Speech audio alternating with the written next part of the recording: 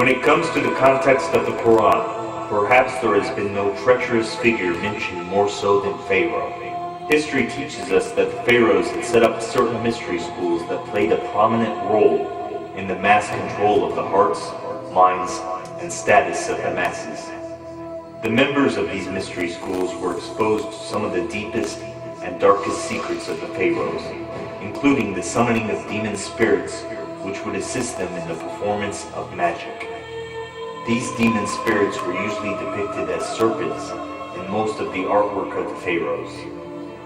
As such, no matter how high and divine the pharaoh claimed to be, the snake was always placed above his head, signifying the amount of respect they placed towards the serpent, the representative of Satan, the master behind the scenes. The members of the mystery schools were eventually placed into highly influential positions of rulership. Together they set up a pyramid structure of power, placing themselves, the elite, on top.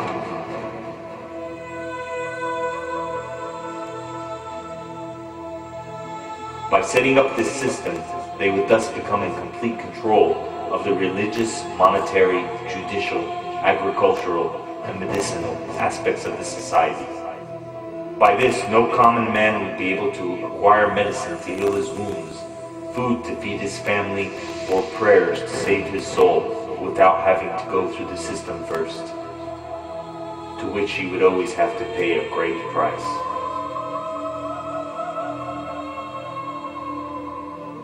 As such, the masses become completely dependent on this pyramid. Knowing that this system would not last long before a mass revolt of the people, the elite put into play the use of magic through different forms in order to keep their people under mind control, thus allowing their system to continue to flourish. Through the summoning of demon spirits, they were able to perform visually entrancing magic to further support their claim of divinity. In addition to that, they have idolized themselves through towering statues placed in almost every corner of their cities, a repetitive image meant to establish in the subconscious of the people an idea of inferiority.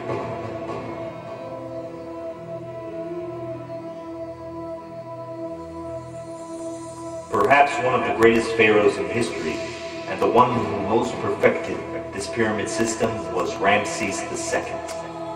He is most prominently known as the Great Builder or Great Architect, a reference to his self-imposed divinity.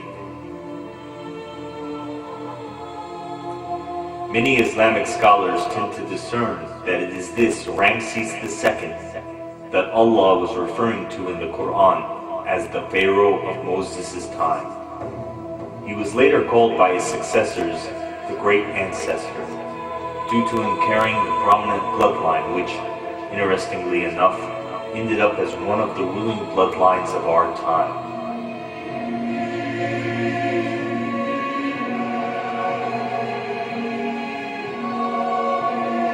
Big sign from Allah, as tall as a mountain, has appeared in the world. How did Pharaoh die? When Pharaoh was underneath the water, drowning, then the veils were removed from off his eyes. Prior to this, he was in adamant, obstinate rejection of the truth which had come from Moses alayhi salam. I will worship your God. Ana rabbukum al-a'la. I am the Lord Most High. But when the veils were removed from off the eyes while he was drowning, now he realized, Pharaoh, boy, you're not God anymore. That is the true God that they worship, Moses and the Israelites. And so he declared his faith in the God of Moses and the Israelites as he was drowning. And Allah then said to him, now Pharaoh, Allah, وَقَدْ عَصَيْتَ قَبْلَ, and before this you were in arrogant, obstinate rebellion and rejected. وَكُنْتَ مِنَ الْغَافِلِينَ, you were in negligence of the truth. فَالْيَوْمَ نُنَجِّيكَ بِبَدَنِكَ, this day we have decided to preserve your physical body. لِتَكُونَ لِمَنْ خَلْفَكَ that your physical body, when it is rediscovered, when it resurfaces in history, your physical body will be a sign from the Lord.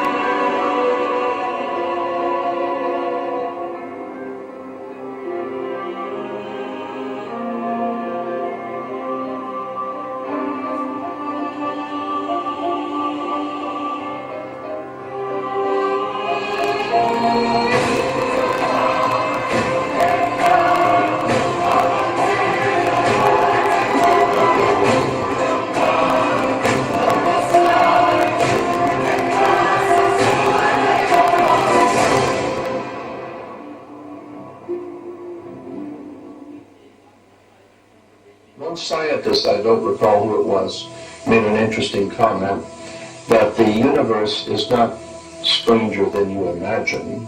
The universe is stranger than you can imagine. I don't see how anyone could possibly say that they are well informed about the modern day world and not realize the importance that this country has played in the development of Europe and the rest of the world. If the Quran is meant to be a book of all times, then viewing it as such would bring up the question, who are the people of the Pharaoh today?